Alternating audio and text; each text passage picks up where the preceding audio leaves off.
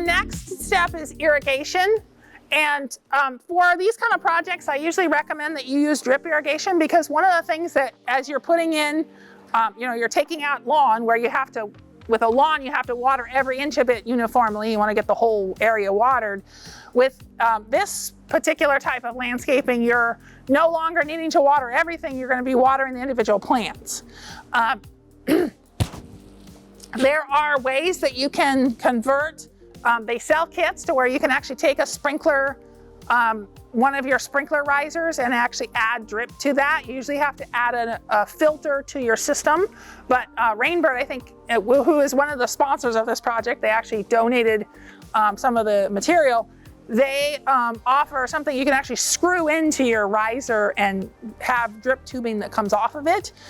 So that's something that you could look into, or you can completely ditch your sprinkler system entirely and just connect to the valve that you have existing and run drip tubing off of that, which is what we did for this project.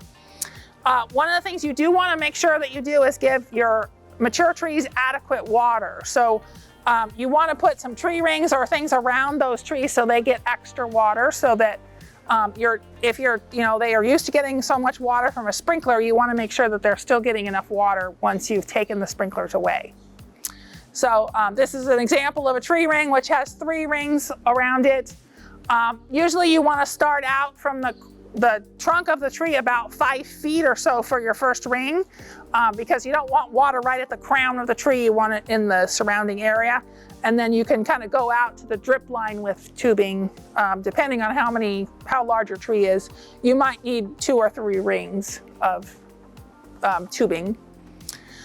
This particular tubing has the inline emitters, which I am a big fan of. It basically, you get tubing that has the irrigation emitters right in it. It's super easy to lay out. You put your emitters around your plants, where you need them. You can get them spaced every 12 inches or every 18 inches or whatever you might need. And it just makes laying out your drip tubing so much easier, because you're not punching in spaghetti tubing and then going out to an emitter and so forth. So it also makes the maintenance of it a lot easier, in that it's much less likely to get nibbled by a rabbit or something, and where you have leaks. So and it can be buried under your mulch so that you don't even see it. You do, as I mentioned earlier, you do want to hydrozone your system so that you get plants with similar water needs all on the same drip line. So if you had a bunch of mature trees, you might want to put those on a different drip line than that you were going to leave in your new landscape.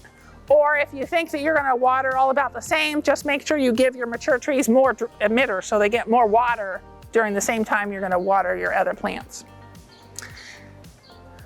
And what I mean about hydrozones is that, if you have a group of plants here, they are going to need different waters than, a group of plants that are lawn or something like that. So you just want to group your plants with similar water needs together. And then I've already mentioned drip systems, but they basically apply the water where you need it and not everywhere. And a lot of times we end up with landscapes in these kind of newer water-wise landscapes, especially when they're a new landscape, they end up being sort of a not as densely planted landscape, right? So you have individual plants kind of throughout there, and so you don't have everything right on top of each other. So you are going to be just watering the individual plants, and you're not putting water over the entire area, which also helps you save water.